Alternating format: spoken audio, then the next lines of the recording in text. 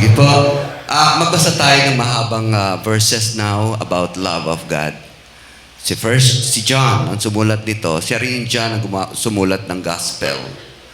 Si John din, ito rin yung John na makikita nyo sa Last Supper na si Jesus nasa gitna at siya'y nakahilig kay Jesus.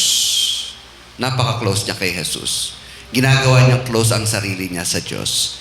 Kaya naman siya ginamit ng gusto ng Panginoon at nakita niya ang karakter ni Jesus at ng Diyos.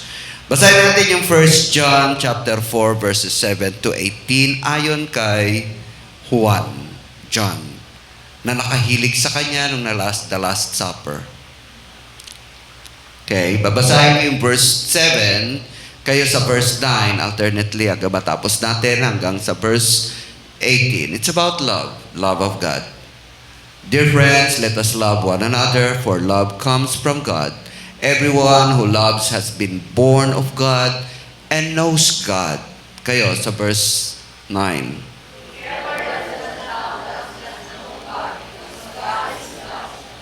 Yes. Amen. Gusto ko munang na side comment dito sa verse na to kasi sa lahat ng karakter ng Diyos, sabihin na natin siya makapangyarihan, siya ay all-knowing, all-present, lahat ng umni-umni, no? All-powerful, pero there is one character na talagang nagsya-shine. He is love. Pag-ibig siya. Kaya nga sabi rito, lahat ng umiibig ay galing sa Diyos. Pero hindi umiibig, no? Separated sa Diyos.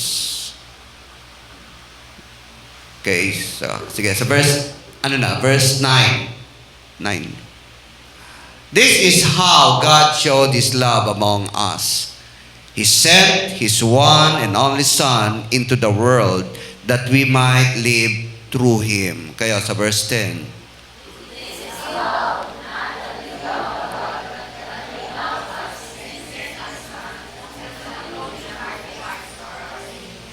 Side comment uli, no? Sa side comment muna ako. Yun ang tunay ng pag-ibig. Kahit di ka pinapansin, minamahal mo pa rin. Naghihintay ka lang ng response. Dito, hindi lang mabate, ayaw na eh. Hindi lang mabate, away na eh. No? Pero ang Diyos, actually, matagal na natin siyang sinasaktan. Matagal na natin siyang hindi pinapansin. Pero inibig niya tayo, and to prove it, there are 3 proof na ang Diyos ay pag-ibig. Na, yung guarantee na pag-ibig, mamaya na yon. Ang sakit nun, ano? Gusto mong ibigin ka, pero hindi ka pinapansin. Siya yung umibig una sa atin. Kaya hindi mo ibigin siya, no? Ibigin natin ang Diyos. Okay? Okay na, sa 11 yata kayo. 11. Sige. Sige, ready, go. 11 kayo.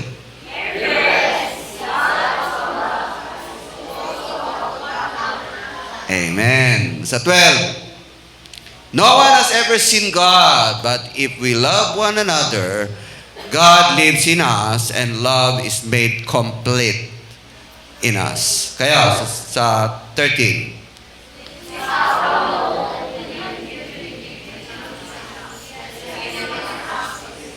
Amen. And 14. And we have seen and testified that the Father has sent His Son to be the Savior of the world. 15.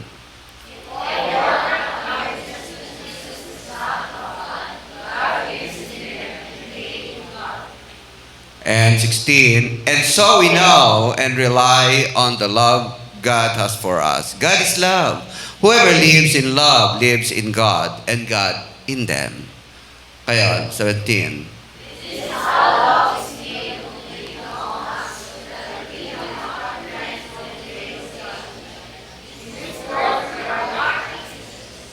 Side comment uli. Dito daw sa daigdig, kaya tinawag tayo, ay dapat maging tulad kayo ni Jesus. Okay. And 18, last verse. There is no fear in love. But perfect love drives out fear because fear has to do with punishment. The one who fears is not made perfect in love. Okay. So, sabi ko sa inyo kanina, sumulat nito si John. Okay? Yung karakter nila, nagmamanifest din no? Si John, di ba? Si John, the beloved. Talagang pinagpala to, hindi nga siya namatay. Tinapon daw sa kumukulong tubig, hindi mamatay-matay. So, tinapon na lang sa island, sa Patmos. Ayaw mamatay, sige, tapon na lang namin ikaw. Ganon, kasi ginagamit siya. At siya rin yung pinahayagan ng Diyos ng revelation. Why? Ba't pinagkatiwalaan siya ng Panginoon, ng salita ng Diyos? Kasi very close siya sa Panginoon.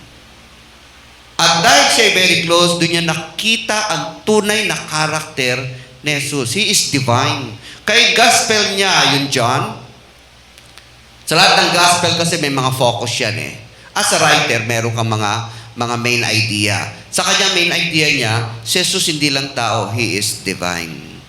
And now, he concentrated this 1 John that God is love. And siya yung pinagkatiwalaan sa revelation na pinakita sa kanya anong mangyayari. Bakit? Naging close siya kay Jesus. Siya yung tao na kahit nasan si Jesus, tumusunod siya.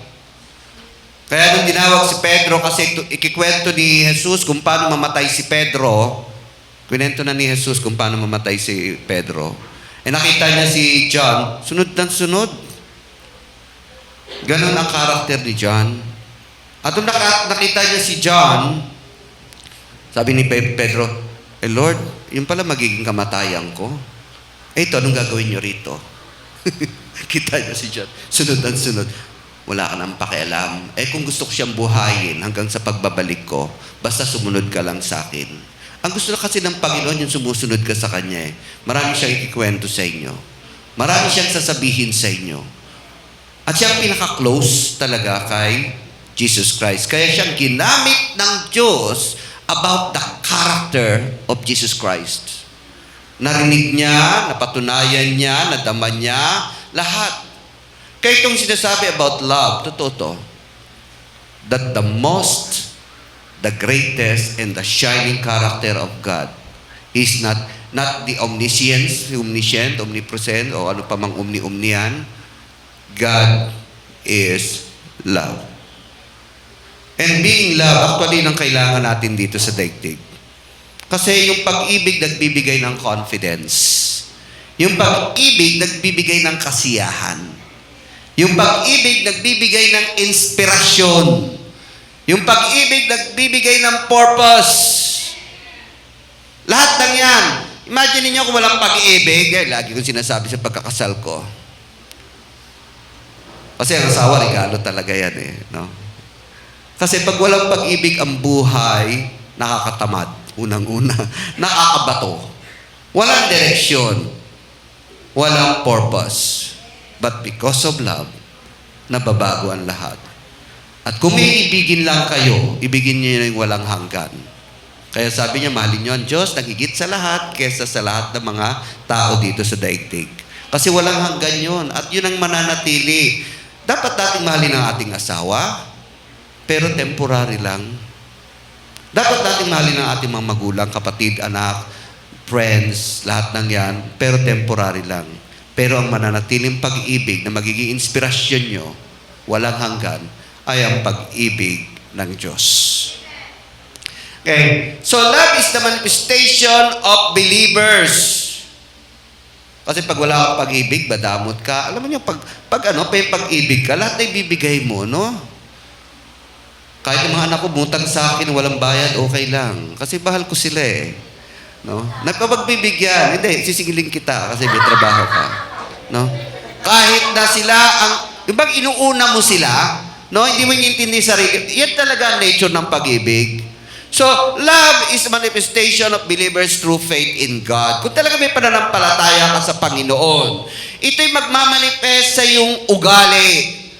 At ang pinakasentro, ang pinakanagbibigay talaga ng magandang virtue sa tao, ay ang pagmamahal. Pagmamahal, ha? Hindi pagmamahal sa sarili, kundi pagmamahal sa Diyos. Kaya nga dun sa verse 7 and 8, balikan nga natin yung verse 7 and 8 sa binasa natin. Kasi pag wala kang pag-ibig, lahat ng kapangitan ng ugali nasa iyo, madamot, masungit, no? Inuuna sarili, kasi wala kang pag-ibig eh. Pero kung may pag-ibig ka, lahat ng bunga na maganda, yung love, joy, peace, patience, lahat ng yan, bunga yan ng pag-ibig. And dear friends, sabi niya, let us love one another, for love comes from God. Everyone who loves has been born of God and knows God. Sabihin nyo, believers kayo, pero pag uwi, mura kayo ng mura, no? Sabihin nyo, believers kayo, pero ang dami yung galit. Gusto mo, ikaw ang nangunguna, ikaw ang bida. Hindi maganda yon. Kasi one of the characters of love is you are humble. At alam niyo ba kung sino pinaka-humble sa nabubuhay sa buong universe? Ang pinaka-humble talaga ay ang Diyos. Napaka-humble niya. Kahit na siya hindi pinansin ng maraming tao sa buong daigdig, okay lang. Pinadala pa niya ang kanyang anak. At ang anak niya na nagpapatunay ng Diyos ay pag-ibig, pinatay pa. Para lang mabalik ang ating relasyon sa Diyos. Kasi humble ang Diyos. Hindi talaga naghahanap ng papuri ang Diyos. Hindi. Hindi siya sawapang sa papuri. Ang papuri natin, kaya natin pinupuri siya, because it is our relationship with God. Parang mano, parang paggalang. Ang praises natin, ito ay ating relasyon sa Diyos. Okay. So, love is manifestation of our faith in God. Kahit anong sabihin mo na nanampalataya ka sa Panginoon, pero pangit ng ugali mo, ang gaspang ng ugali mo, inayawang ka kasi walang malapit sa'yo, you're not believer of God. You are only believer of yourself. Naniniwala ka lang sa sarili mo, hindi sa Diyos. Naniniwala ka lang sa gusto mo, hindi sa Diyos. So God, and now love actually builds relationship. Another thing that God, na hindi natin natuturo at hindi talaga ina-emphasize sa ibang churches, God is also God of relationship. Kaya nga sa verse 9 to 12, sinasabi niya talaga yan. God is a God of relationship.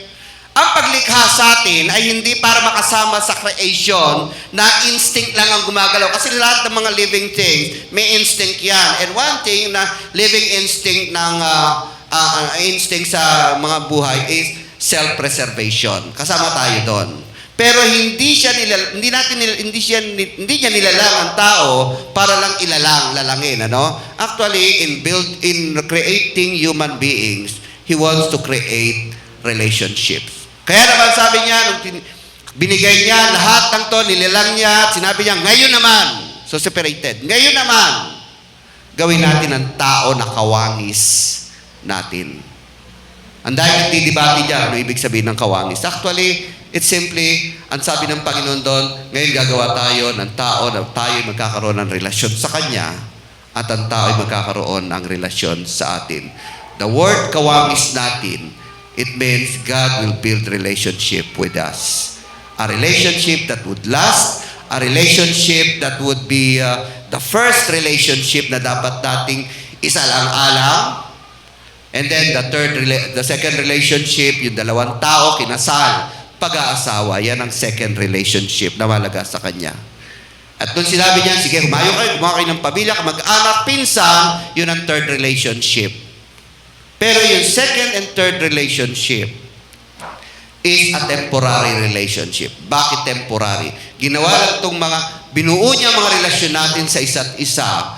Sineperate niya ang mga relationship natin sa isa't isa. Kasi through our relationship in this world, yun yung neighbor, kasi kasama na yon. Doon nyo lang may papahayag ang inyong pag-ibig sa Diyos. Basahin nga natin doon sa verse 9 to 12. Tignan nyo. Ang relationship na binubuo niya rito sa daigdig, maging pamilya, kamag-anak, pinsan, asawa, doon yung mapapahayag kung talagang mahal niyo ang Diyos. Kasi sabi rito, hindi niyo nakikita ang Diyos eh. Paano niyo sabihin na mahal niyo ang Diyos? Hindi mo pinapansin ang iyong asawa. Hindi mo pinapansin ang iyong mga anak. Paano mamahal ang Diyos na hindi mo nakikita? Sabi rito, this is how God showed us His love among us. He sent His, just it. Tuloy lang natin, no? Sa 10. Sa 12, 11. So yung hindi natin nakikita ang Diyos. We ought to love one another. Sa 12. No one has ever seen God. Sasabihin mo, mahal mo ang Diyos, pero pabaya ka naman sa pamilya mo. Sasabihin mo, mahal mo ang Diyos, pero ahas ka sa kaibigan mo, nangaagaw ka. Hindi yan ang pagmamahal ng Diyos na pinagkita mo.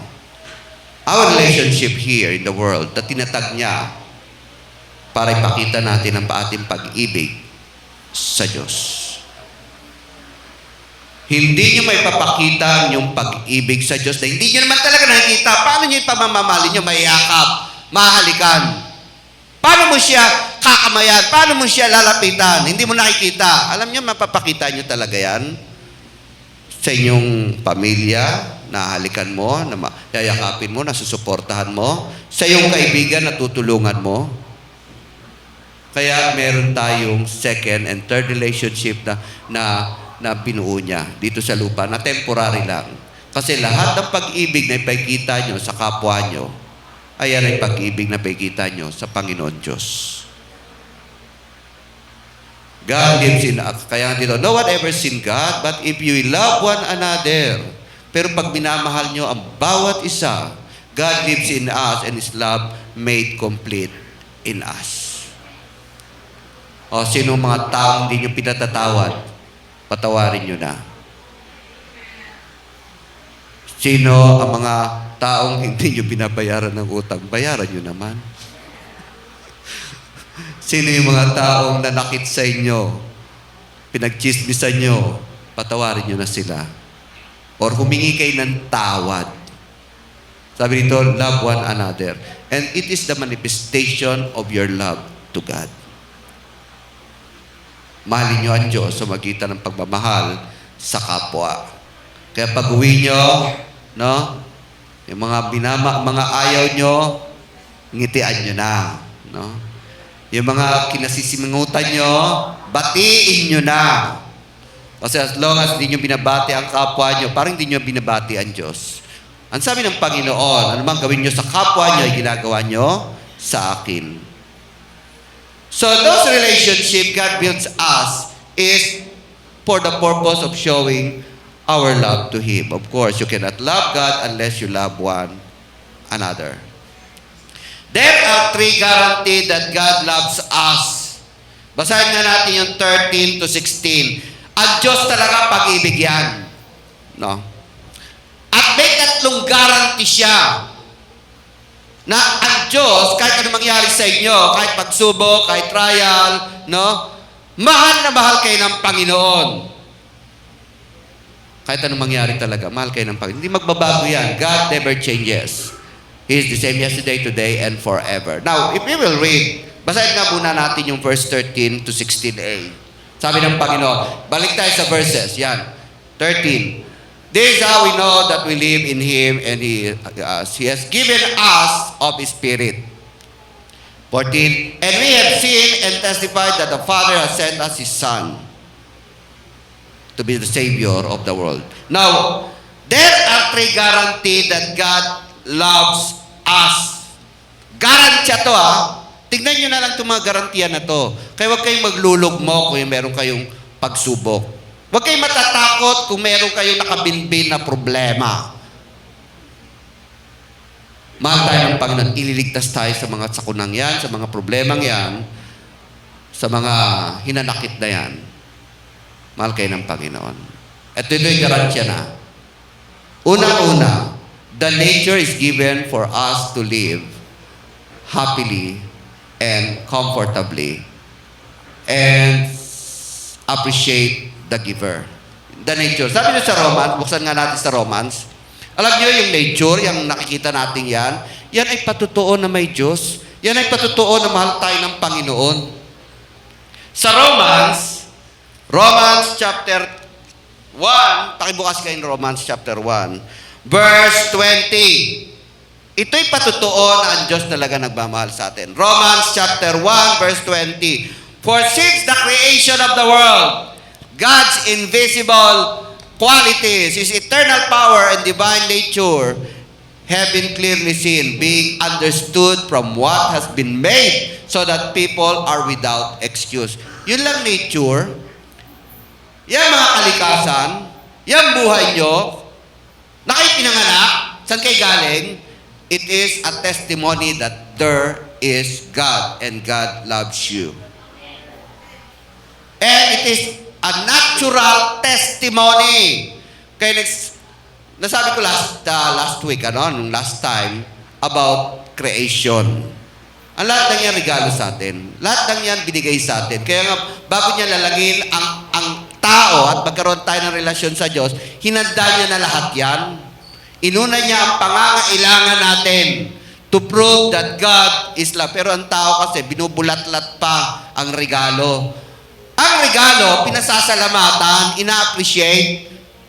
Kayo ba niregaluhan na tinanong-tanong pa? Kasi ang tao kasi, binigyan na tayo ng lahat ng bagay na to eh. Kini-question pa ang Diyos, may Diyos ba? Pinag-aaralan pa ng masinsinan, kung paano nangyari, kung saan nagsimula, no? Tulad ng regalo.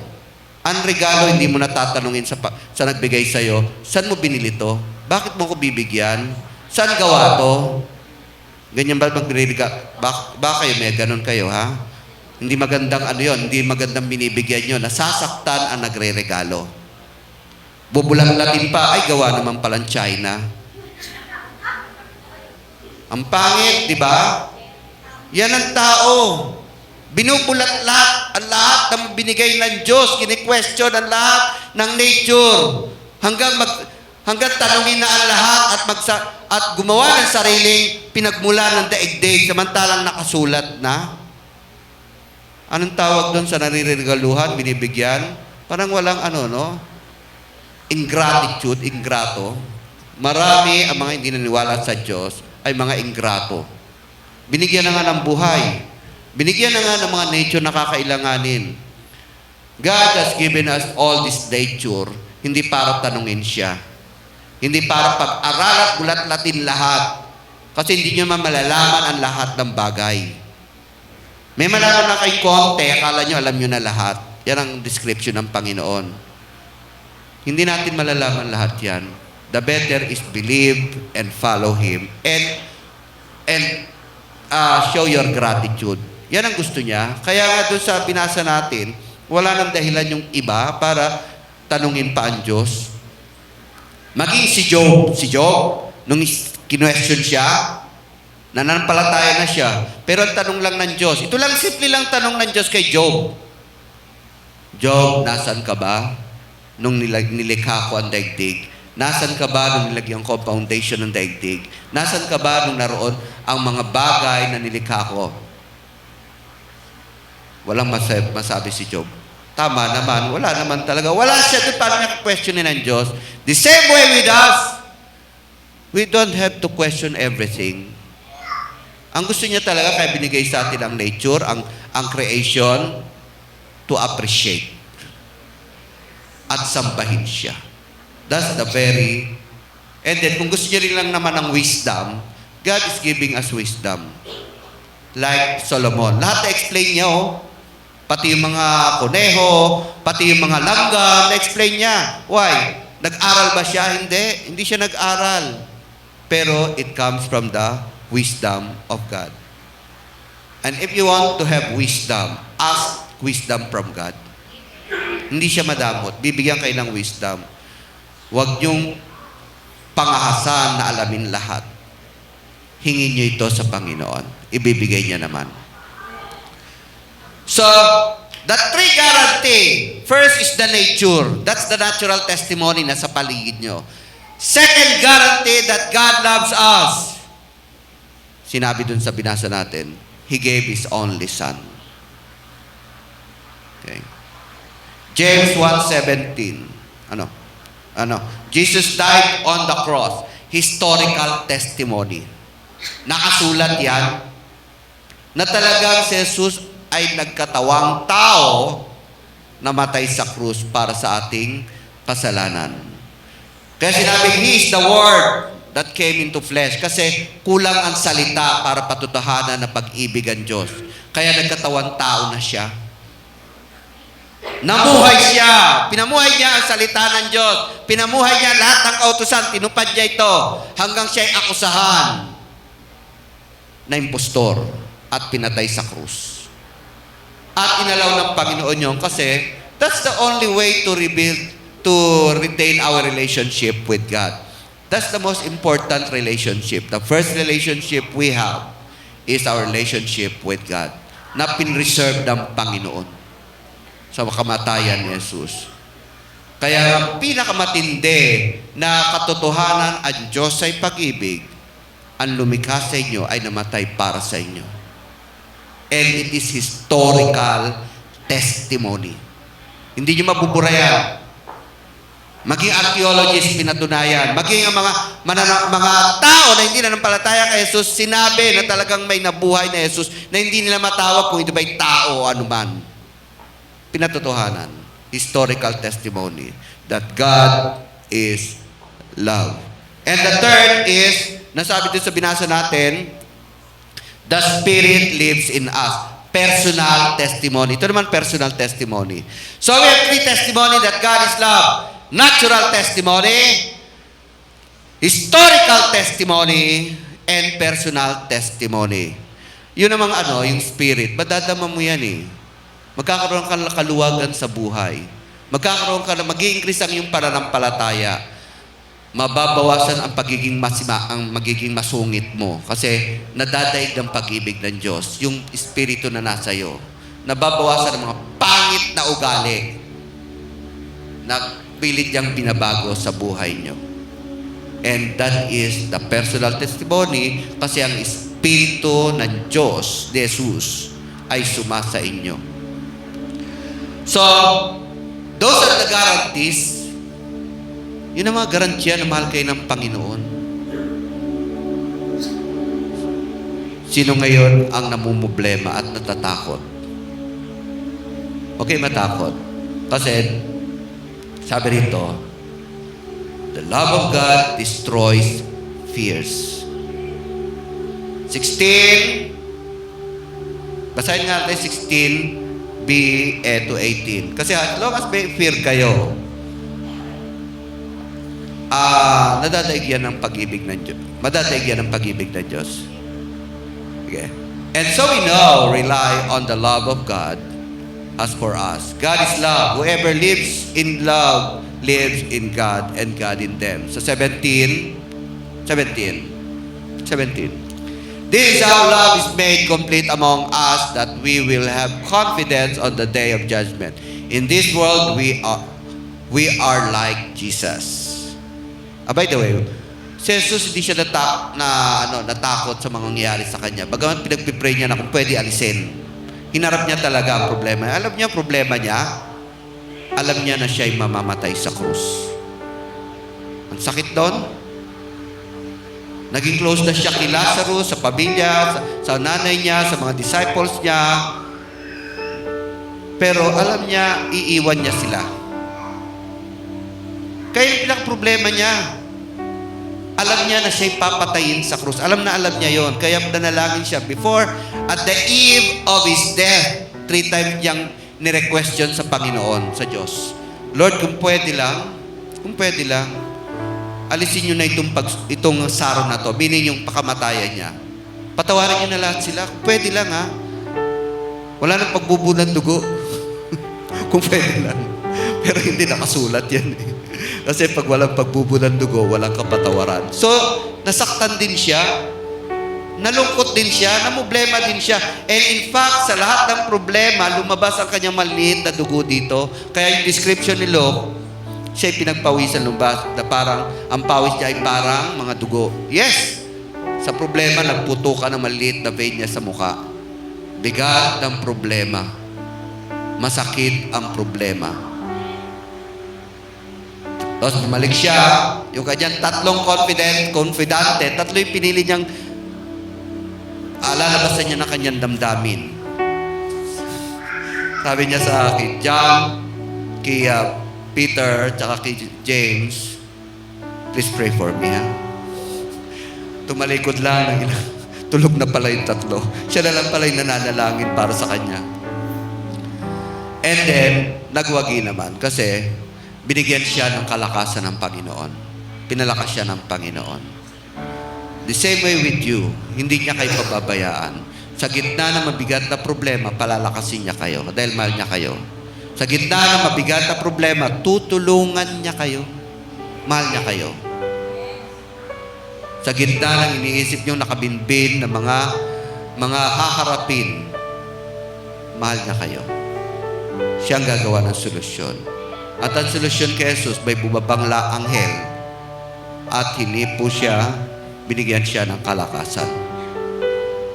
Biro mo yun, Diyos na nga siya binigyan pa ng kalakasan kasi sa katawan tao. At hinarap niya mabigat niyang problema, kailangan siya mamatay sa krus para ating walang hanggang relasyon na binuo ng Diyos ay manatili sa ating Panginoon. Ganon ka tayo kamahal ng Panginoon. Mahal na mahal tayo ng Panginoon Diyos. Kaya, nawa, gumawa kayo sa Panginoon, hindi dahil takot kayo sa impyerno. Dapat ito'y pag-ibig ng Diyos. Kasi meron tayong mga tinatawag na instinct of self-preservation. Dalawa yan. Okay lang yon, pero mas gusto ng Diyos ang pag-ibig ang nadarama nyo kaysa takot. Let the love of God be perfect in us. Let us all stand up. Sige po, tayo magsitayo.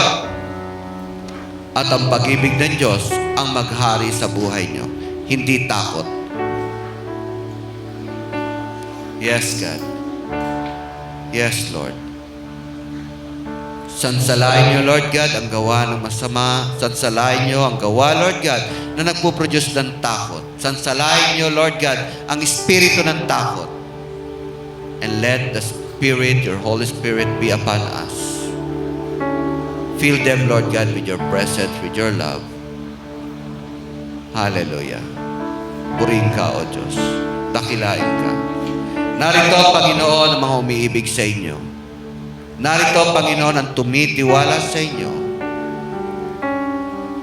Patatagin nyo kanilang pananampalataya. Puspusin nyo sila ng iyong pag-ibig. At ilayo nyo sila sa kapahamakan. Patunayan nyo, Lord God, sa buhay nila, sa isip nila, sa damdamin nila, na kayo ay nasa kanila. Ang pag-ibig nyo, Lord God, ang maghari sa buhay nila. Taas po natin ating mga kamay. Ang Diyos na nagsabi sa inyo, nagpatunay sa inyo, nagpatotoo sa inyo, na mahal kayo ng Panginoon, manahan sa inyong katauhan, manahan sa inyong buhay, manahan sa inyong isipan at puso. Sa pangalan ni Jesus. Amen. God bless you.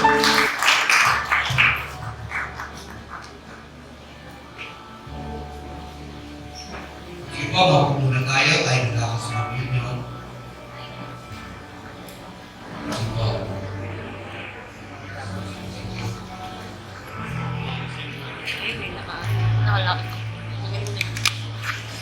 Swipe daw eh, swipe.